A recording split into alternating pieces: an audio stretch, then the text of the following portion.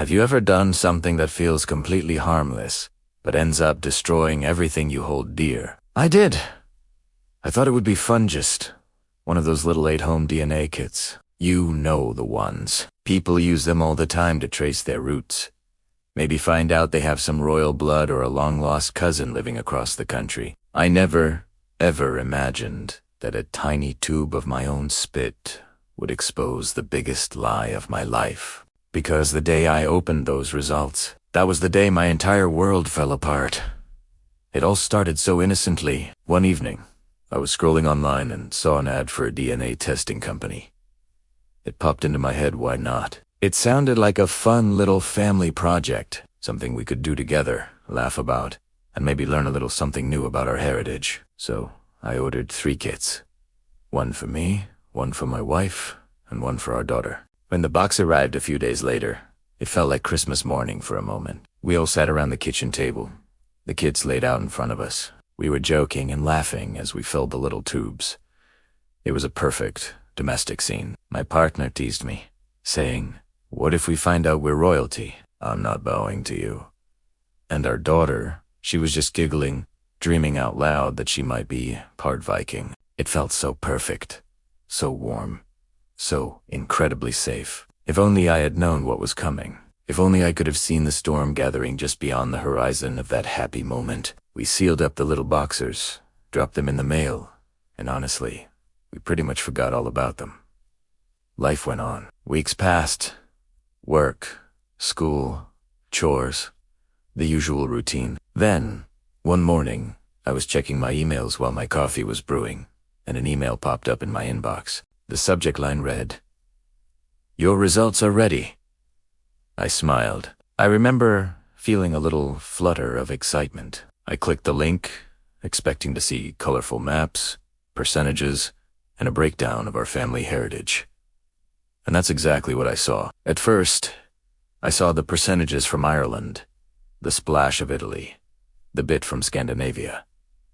It was interesting. I called my wife over to look, but then I scrolled down to the family section, the part that connects you with relatives who have also taken the test. And that's when everything changed. The system is designed to show your DNA matches.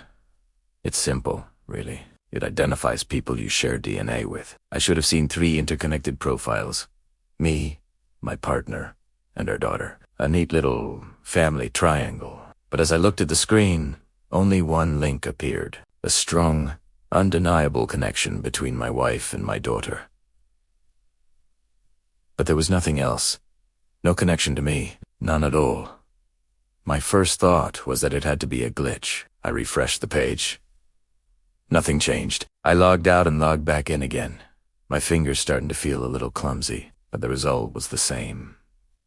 It was just there, right there on the screen, in black and white. Undeniable. A digital fact that made no sense. My stomach dropped. I felt this cold dread wash over me. My heart started pounding so hard it felt like it might break right through my chest. At first, I tried to reason with myself. It has to be a mistake. The lab must have messed up. Maybe they swapped the sample. These things happen, right? I was grasping for any logical explanation, anything that would make this impossible reality go away. But deep down, there's a voice inside you, isn't there? A quiet, insistent whisper that pipes up when the truth, the real truth, finally catches up with you. And in that moment, my inner voice wasn't whispering. It was screaming. It was screaming that this wasn't a mistake. It was the truth. I couldn't sleep that night. I just lay there, staring at the ceiling. The image of that screen burned into my mind. The next morning, I knew I couldn't keep it to myself. I found my partner in the kitchen. Their back to me as they made coffee, just like any other day. My hands were shaking as I held up my phone and showed them the results. She laughed. But it wasn't a real laugh. It was a nervous, shaky kind of sound. "Oh, come on," they said. "These tests get it wrong all the time. Don't take it so seriously." But their eyes couldn't lie. For the first time, I saw it. The fear, the guilt. the raw panic flickering behind their casual words. I pressed her. "Why?" I asked, my voice barely a whisper. "Why does it say she's not related to me?" She immediately tried to turn it back on me. She said I didn't understand how DNA worked, that the company must have made an error, that I was overreacting, being hysterical. She tried every excuse, every deflection, but I just stood my ground. Kiptaski. And when I pressed harder, when she saw that I wasn't going to let it go, she finally broke. And then came the tears, the shaking, the confession. She told me it happened once, just once. A mistake, they called it. Something she thought would stay buried forever.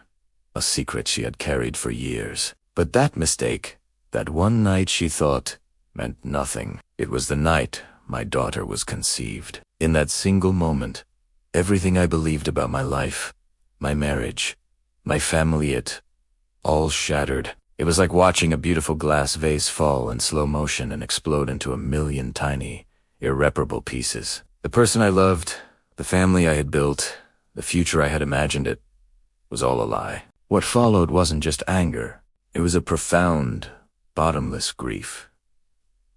I was grieving for the life I thought I had, grieving for the love I thought was real. Our home, once filled with laughter, grew silent. The air became heavy, thick with unspoken words, and the suffocating weight of betrayal. Every word we did exchange turned into an argument. Every glance I gave my partner was a reminder of the truth that now lived between us, a permanent, ugly fixture in our home. She begged for my forgiveness. She cried. She said she never, ever meant for me to find out, as if that made it any better. She loved me. She loved our daughter. But how do you rebuild trust when you realize it was never truly there to begin with? How do you look at the person you built a life with and see a stranger? In the end, after weeks of unbearable tension, we sat down. Not out of anger anymore, but out of sheer necessity. We had to face it. We had to talk about the ugly, painful truth that was now our reality. And maybe, just maybe, that's the only way to ever start over with brutal honesty, even when it hurts more than anything you can imagine. That DNA test didn't bring our family closer. It tore us apart, but in a strange, unexpected way. It also set me free. Free from the lie I had been living without even knowing it. I still don't know if our family will ever truly heal from this. I know if trust is something that can ever fully come back once it has been so completely destroyed. But I do know this: the truth always finds a way out. It's patient. It will wait. But it will always surface. Even if it takes a little plastic tube, a few drops of spit, and one single email that changes everything forever. So, I want to ask you, if you opened that email and found out your whole life was built on a lie, what would you do? Would you forgive? Or would you walk away? Let me know your thoughts in the comments. Thank you for listening to my story. If you found this compelling, please consider subscribing for more.